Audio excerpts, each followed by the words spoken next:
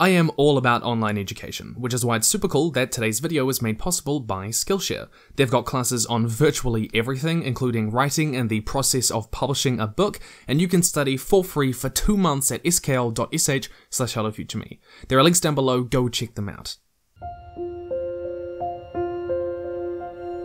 And then in the dark night, a dragon to rule, he who in a high house watched over hoard, a stark stone barrow. The path below lay unknown to men.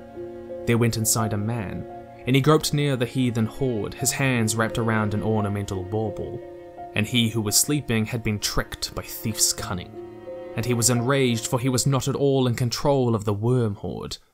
This passage was written some 1,000 years before Tolkien ever set quill to paper to write The Hobbit in the 1930s. It's an extract from lines 2-11 to 2-20 of Beowulf, an Old English epic poem. Tolkien even explicitly references this passage in his own language. Bilbo had heard tell and sing of dragon hordes before. He grasped a great two-handled cup, as heavy as he could carry, and cast one fearful eye upwards. Smaug stirred a wing, opened a claw, the rumble of his snoring changed its note. Tolkien echoes the terms used in Beowulf in this passage with Bilbo, earning the title of thief and burglar throughout the story, and Smaug is depicted as being a worm throughout the story, and his hoard of gold being a central feature to the book. And now, as heretical as I know it may be to say, the fantasy genre did exist prior to Tolkien. Lord Dunsany's 1924 The King of Elfhand's Daughter features a fully realised elvish culture with marriage and politics and a magic system. 1905's Time in the Gods features a detailed creation mythos built from the ground up like we see in Tolkien's Silmarillion. Lewis Carroll's 1865 Alice in Wonderland features a young curious protagonist on a fantastical adventure whose strength is in her courage and not her sword arm. These tropes did exist in one form or another historically, but Tolkien's credit comes in that he codified the ones that worked into a single text with his own spin. The Lord of the Rings. But I think that the legacy of Tolkien is more complicated than that. Most people know that he defined the fantasy archetypes, the pointy-haired greybeard wizard, the slightly Aryan elves, the Dark Lord, and the D&D classes of characters, basically. What D&D party doesn't have an annoying rogue, a snooty elf, and a fighter that charges right into combat before the rest of the party has time to plan? No, while much of his legacy is in codifying these tropes that we identify with fantasy, I think Tolkien changed the fantasy genre more through the tropes that he left behind. Let me explain. Fantasy has long been termed as escapist literature, stories wherein the reader can escape their worldly woes and fulfill desires. But for a long time, the escapist ideal of fantasy was quite literal. Books like Alice in Wonderland and George MacDonald's Fantasties featured characters who literally escaped the real world and woke up in a fantasy world, with the end of their story usually culminating in their return to Earth. Stories like The Wizard of Oz or Hans Christian Andersen's fairy tales had created stories for children and about child characters, who, though they may go to this wondrous world of colour and whimsy, do, in the end, need to return to the real world and confront responsibility. These worlds were whimsical and often designed not necessarily to make sense, but to communicate a theme relevant to what the characters needed to learn for when they returned. These fantasy worlds weren't designed to be real, and a trait of this unreality of these fantasy worlds was that time would pass differently, usually more slowly compared to the real world, a way to signal that consequences would matter less because things didn't really happen. Time isn't lost, it's more akin to a dream. You can see this legacy even in Tolkien's contemporary C.S. Lewis, who carries on this escapist model throughout the Chronicles of Narnia, telling stories about children who come to a land where time passes quickly but must eventually return and confront their issues back home. This was the very reason why you were brought to Narnia, says Aslan, that by knowing me here for a little, you may know me better there. The characters come to Narnia to know Christ so that they may know him better in the real world. And the result of this is that the feel of these stories is remarkably fable-like, where the world itself exists dependently to support theme more than for its own sake. And this is the important thing here, remember this was a hallmark of the fantasy genre at the time. And this fabulistic suspension of belief was seen as a childish thing, as C.S. Lewis wrote in On Juvenile Tastes. The specifically childish taste has been generally held to be that for the adventurous and the marvellous, where educational and moral motives may come in. Altogether, this framework of tropes made it so that fantasy stories were catered for children, and it's because of this collection of tropes that fantasy could be marketed and sold, rendering the genre largely inaccessible to adults. And here's where we get to Tolkien. Tolkien chose to leave these tropes behind and instead vied for what he termed a secondary world, into which both designer and spectator can enter, to the satisfaction of their senses while they are inside, but in its purity it is artistic in desire and purpose. Middle-earth. It was a wholly invented world, rich in culture, history, and most importantly, language. My work is fundamentally linguistic in inspiration. The invention of languages is the foundation. The stories were made rather to provide a world for the languages than the reverse. All of this gave a depth to Middle-earth that stripped it of the childish unreality of fantasy before. This deep world building meant that Middle-earth existed independently of theme, as if it existed before the reader ever encountered it.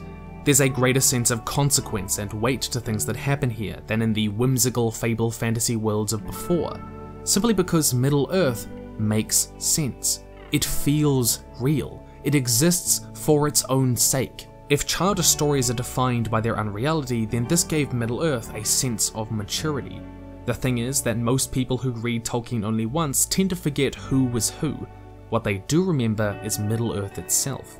It's got all the properties, the soul and the presence, the depth, the personal quirks, and the feeling of an existence outside the books. That's Catherine Kerr.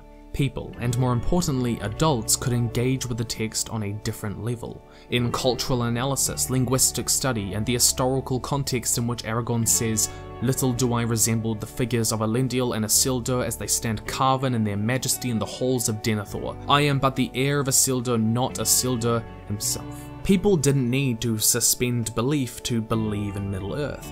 There's a deep sense that there's so much more going on than what you're reading on the page. Fundamentally, it was the advent of deep world building that found a new audience for the genre rather than change the genre itself. And Tolkien left behind a number of other tropes to help with this shift. The characters were no longer escaping their troubles. In fact, our heroes are nearly always thrown into the mires of narrative unwillingly, and the clock is always ticking down to apocalypse. Main characters like Aragorn, Frodo, and Gollum aren't children. The timelessness that defined these fantasy worlds before was left behind. There are long-lasting consequences to actions in Middle-earth, insofar as the characters, and thus the readers, are concerned. Middle-earth is a real world. It doesn't exist to hold up a theme, and that brings with it an odd maturity. In 1955, critic Professor Ronald Barr perfectly summarized the shift in the fantasy genre in saying, "Lord of the Rings is not for children, nor is it for the whimsy lovers and Alice in Wonderland quoters. There are no little visits to one's childhood. His appeal to the intellectuals is therefore interesting." He had created a fantasy story very accessible to adults. But here's the thing about genre, a little secret that I'm gonna let you in on.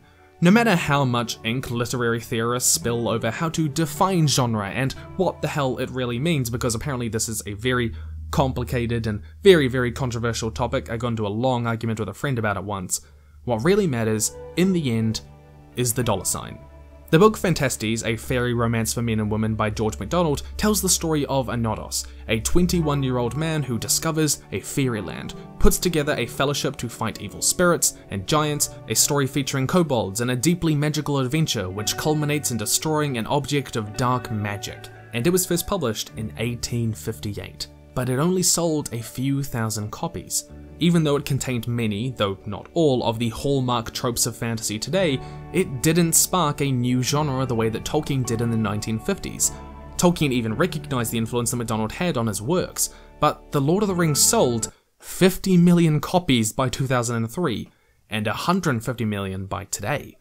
In other words, Tolkien did fantasy better, as if these works beforehand were only essays in the craft before it was full grown. They were but trifles. This was to the extent that people mimicked his writing style and the tropes that he used for decades. This idea of deep world building for secondary worlds was so influential that one man's passion for linguistics became a cornerstone of the genre, with people going to great lengths to design languages with the same depth and originality as Elvish, like a stamp of authenticity in the fantasy genre. So yes, genre is about a collection of tropes that define a type of book, but it's more about economic demand. Only if there is a sizable audience for a specific collection of tropes is a genre recognized around those tropes.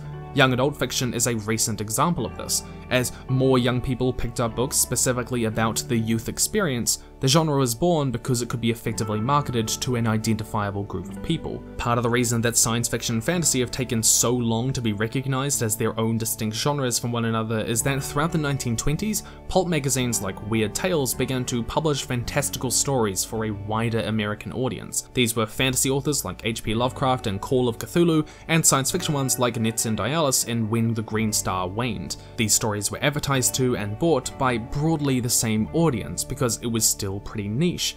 And that's why the genre continued to solidify around Tolkienist tropes, because that collection of tropes could be marketed.